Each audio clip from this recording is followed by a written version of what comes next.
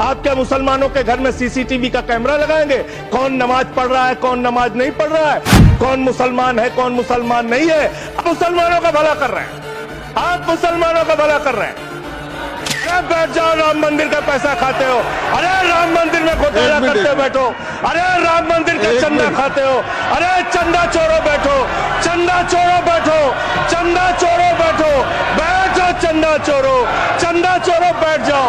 चंदा चोर हो तुम लोग चंदा चोर हो, चंदा चोर हो तुम लोग, चंदा चोरो, चंदा चोरो, चंदा चोरो बैठो। 1 मिनट को प्लीज। चंदा चोरो बैठो। पूरी सरकार में एक मंत्री आपका मुसलमान नहीं है। आप मुसलमानों का भला कर रहे हैं। 2 नेता अपने घरों में आपने बैठा दिया, मुख्तार अब्बास नकवी, शाहनवाज हुसैन, दोनों की राजनीति आपने खत्म कर दी। आप मुसलमानों का भला कर रहे हैं, आप मुसलमानों का भला कर रहे हैं, आप मुसलमानों का भला कर रहे हैं।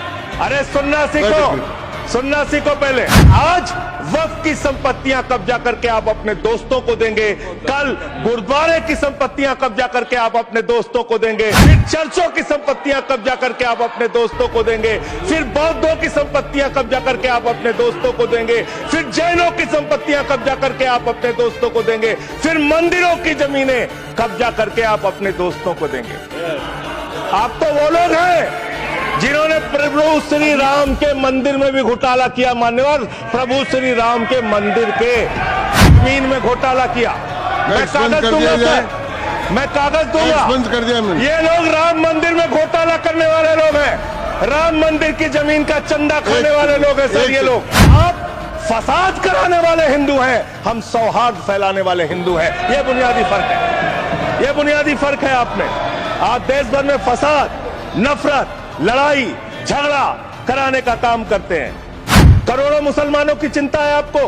एक अपने दोस्त को पकड़ के लाइए, नीरव मोदी को 20,000 करोड़ वसूलिए, 12,000 करोड़ वक्फ को दीजिए, 8,000 करोड़ अपने पास रखिए।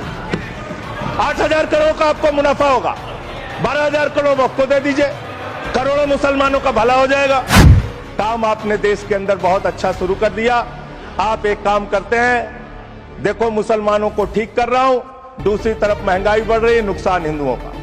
94 लाख करोड़ रुपए शेयर बाजार में डूब रहा है, नुकसान हिंदुओं का। 11 लाख बच्चे स्कूलों से बाहर निकल गए, नुकसान हिंदुओं का।